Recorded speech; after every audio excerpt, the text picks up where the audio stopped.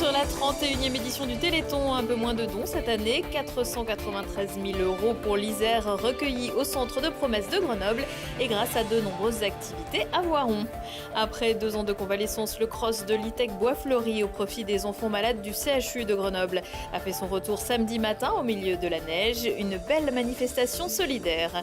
Et puis le FCG se reposerait-il sur ses lauriers? Après un bon début de saison en Pro D2, les rugbymen grenoblois ont tendance à faire le minimum syndical pour gagner. Exemple contre Angoulême. Bonsoir à tous, ravi de vous retrouver dans ce JT du lundi 11 décembre 2017. Toutes les heures à partir de 18h, c'est 10 minutes pour faire le tour de l'actu du Grand Grenoble. L'incendie qui a détruit la nuit dernière une partie des bâtiments d'Euromaster sur l'avenue Gabriel Péry à Saint-Martin-d'Air serait d'origine criminelle. C'est ce qu'a annoncé à la mi-journée le parquet de Grenoble qui a confié l'enquête à la sûreté départementale et à la police judiciaire.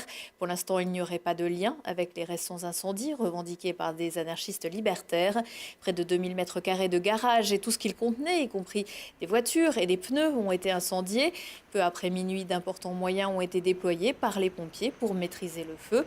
Par précaution, une dizaine de patients de la clinique Beldon, qui se trouve à proximité, ont été déplacés dans la nuit. Mais les mesures de monoxyde de carbone effectuées ce matin étant normales, ils ont retrouvé leur chambre dans la matinée. Du côté d'Euromaster, pas de chômage technique prévu. Les employés seront dispatchés sur les autres centres de l'agglomération. Pas de frites à la cantine ce midi au lycée Pierre Termier. Un autre incendie, moins important toutefois, est causé par une friteuse. C'est déclenché ce matin vers 10h dans les cuisines de l'établissement privé situé dans le quartier de la préfecture de Grenoble. Les 549 élèves et 26 adultes ont été évacués dans la cour pendant une bonne heure avant de pouvoir rejoindre leur salle de classe. Une dizaine de personnes a été légèrement intoxiquées ou choquées, dont 2 adultes conduits au CHU pour observation. Des promesses et plus encore, 75 616 180 €. C'est la somme collectée lors de la dernière édition du Téléthon au niveau national. À minuit samedi, 493 000 € avaient été promis en Isère. Des dons enregistrés par téléphone ou par courrier grâce à de nombreux bénévoles. Mathias Araez. Vous les avez peut-être eus au bout du fil le temps d'un don. À Grenoble, comme chaque année, un salon d'honneur de la mairie accueillait un centre d'appel du Téléthon. En fait, on a 25 postes de téléphone, donc on compte en gros 30 personnes. Il peut y avoir des absents, on va remplacer les personnes. Et il y a tous les gens qui vont ramasser les enveloppes sur lesquelles on fait les promesses de dons, ceux qui vont trier, qui vont contrôler, et derrière ça repart par paquet de 10 de certaines sommes, et puis tout est centralisé et la comptabilité est envoyée à Paris ensuite au centre de promesses générales. Voilà, en gros. Ce qui fait 300 personnes en gros sur les 2 jours. Le 14 juillet, en hiver, comme le surnommait Pierre Tchernia, était également présent partout dans le département, comme dans un tiers des communes françaises. À Voiron, le point culminant de la manifestation était une année encore le traditionnel lâcher de ballons par les élèves de l'école Sainte-Marie. En parallèle, de nombreux stands, comme celui du vélo touriste voironnais. On a le défi de faire 2000 km dans la journée depuis ce matin 10h. Puis on a des bénévoles du club qui viennent pédaler pour ramener 1 € du kilomètre, donc 2000 km, donc 2000 € au Téléthon. Pour les plus téméraires et désireux de faire une bonne action, la grande échelle des pompiers était déployée. Moyennant un petit ticket de 3 €, on permet aux enfants et aux adultes de monter sur la grande échelle pour pouvoir faire bénéficier de ces dons au Téléthon. C'est un rêve, ça leur permet d'épanouir ceci, puis peut-être, pourquoi pas, créer des vocations au sein de notre métier.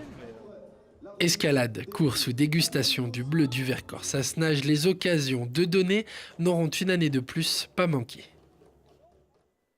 Et pour les retardataires, le Téléthon continue. Vous pouvez encore donner en appelant le 36 37 ou alors en allant sur téléthon.fr.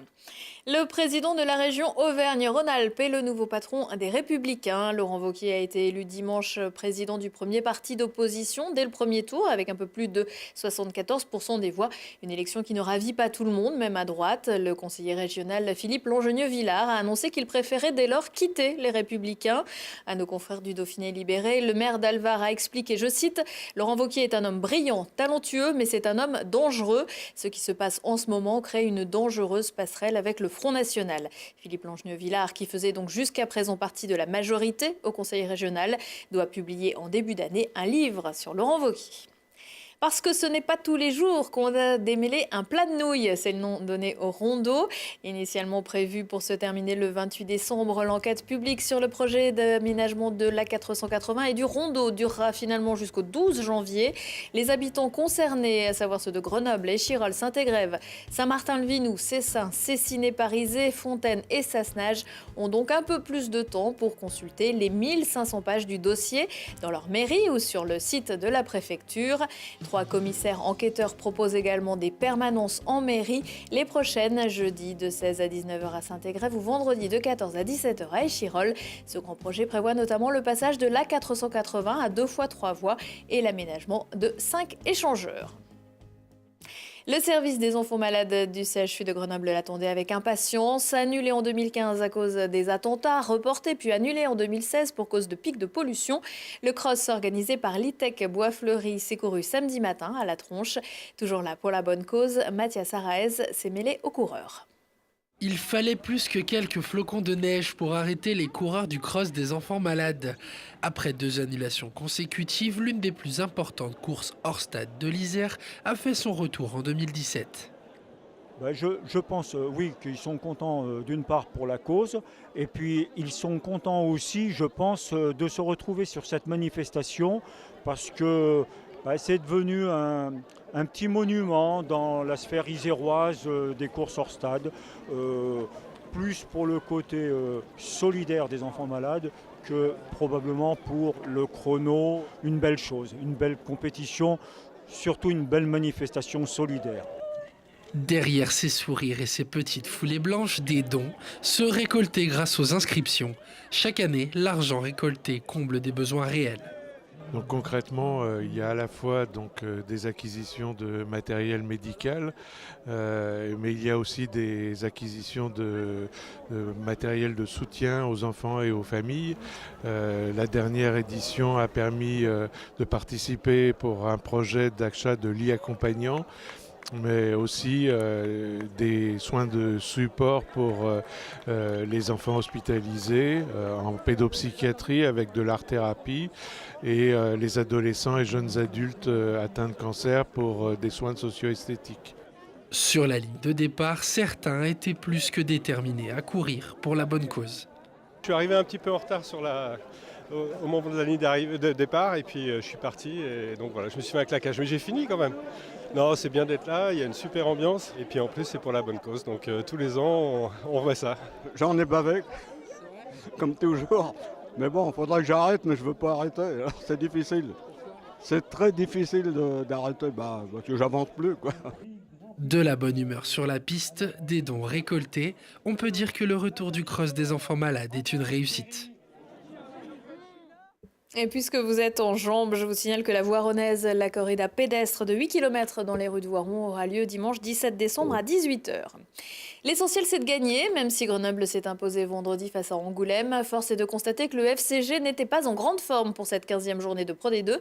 Pas mal d'erreurs et d'indiscipline que les deuxièmes du classement général vont devoir corriger s'ils veulent rester dans le haut du tableau, voire viser la montée. Lucille Dailly. Comme il faut toujours voir le bon côté des choses, on vous montre d'abord ce qu'on a aimé. Et le verbe est faible devant le bel exploit personnel de l'ailier Teiva Jacquelin qui prend de court tous ses adversaires. Un joli drop aussi, et c'est à peu près tout. Car ce soir-là encore, le FCG gagne dans la douleur face à une équipe vaillante certes, mais pas bien menaçante après beaucoup de frayeur. Nous aussi on s'inquiétait, hein. Je pense que notre prestation elle est pas finie, on s'est fait très peur et on voit que voilà, ça passe aujourd'hui ce qu'on a à la maison et qu'on a ce regain d'énergie à la fin parce qu'on ne veut pas perdre à la maison. Mais on fait trop de fautes pour pouvoir espérer mieux, donc voilà, aujourd'hui ça passera pas tous les week-ends. Des punitions comme s'il en neigeait et une mêlée affaiblie permettent en effet à Angoulême de mener au Stade des Alpes devant un public qui se demande où est passée l'équipe aux 58 points lors du dernier rendez-vous à domicile. Chaque match est différent, chaque équipe est différente. Donc voilà, même nous, ça nous permet de nous remettre en question, essayer de trouver les solutions pourquoi. Et pour le moment, on ne les a toujours pas trouvées, donc on va continuer à travailler. Il faudra bien, si le club garde la prétention de dominer le championnat. Si le titre anecdotique de champion d'automne lui échappe de peu, le FCG doit se retrouver à l'aube de la phase retour. Prochaine journée, vendredi, Grenoble se déplacera à Béziers. À 19h15, 20h15, 23h15, Si on parlait, émission spéciale aujourd'hui consacrée à la 2e édition du Festival d'humour en Isère, Au Rire, etc. Un nouveau rendez-vous pour démarrer l'année 2018 avec le sourire. Prochain rendez-vous avec l'actu dans 1 heure et en replay sur télégrenoble.net. Très belle soirée à tous.